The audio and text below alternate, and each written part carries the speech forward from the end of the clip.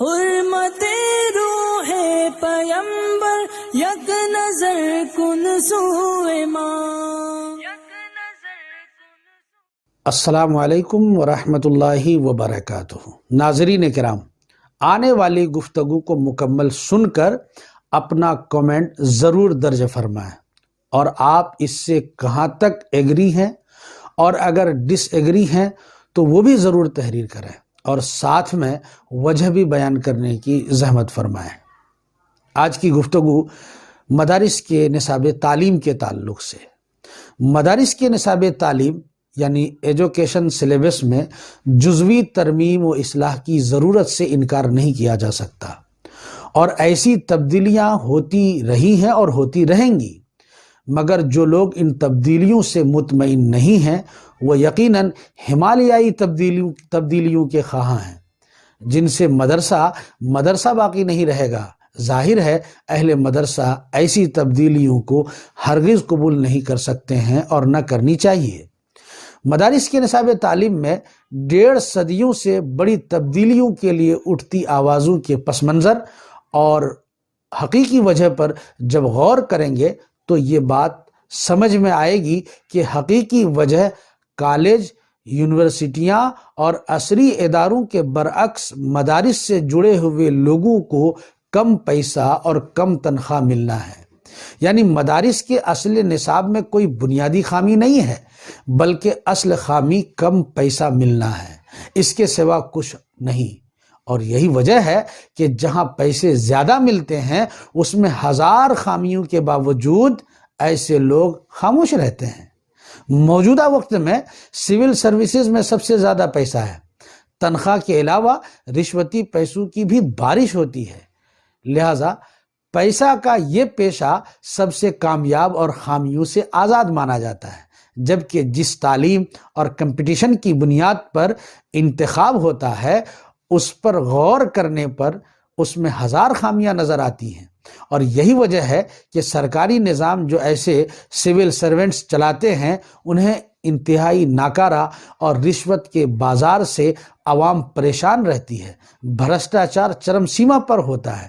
اس کے بعد میڈیکل کے شعبے میں سب سے زیادہ پیسہ ہے، لہٰذا اس کی تعلیم بھی خامیوں سے آزاد تسلیم کر لی گئی ہے. نصاب سدھار کی آواز بلند کرنے والوں کی آواز اس کے بارے میں نہیں اٹھتی ہے، جبکہ بنظر غائر بلکہ بنظر طائر بھی دیکھا جائے تو بے شمار چیزیں قابل اصلاح ہیں.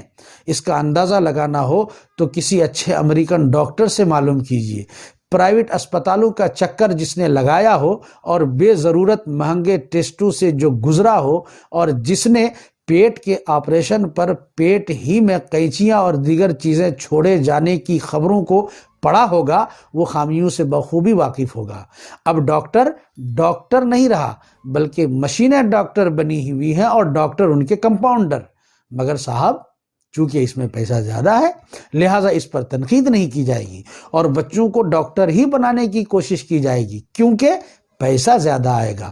وکالت کی تعلیم بھی قابل تنقید ہرگز نہیں ہو سکتی. کیوں؟ کیونکہ پیسہ بے تحاشا ہے.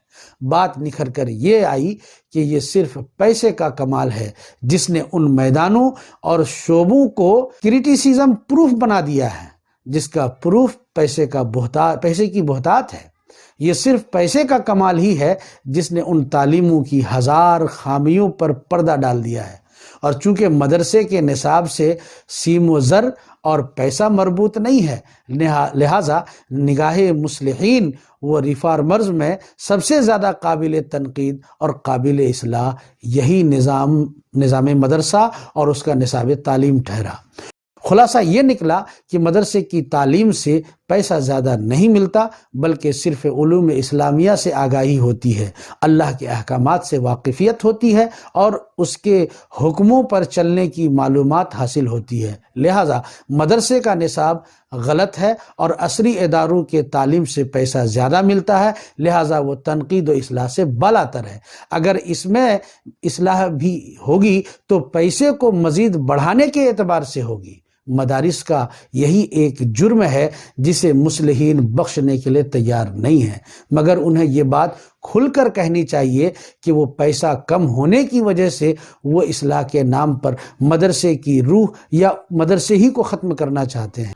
دراصل پیسہ ہے ہی ایسی چیز جس سے ہزار عیب بھی ہنر نظر آتے ہیں، اور جس کے نہ ہونے سے ہزار کمال بھی خامی اور عیب نظر آتے ہیں۔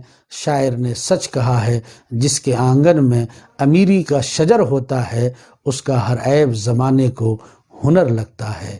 السلام علیکم ورحمۃ اللہ وبرکاتہ۔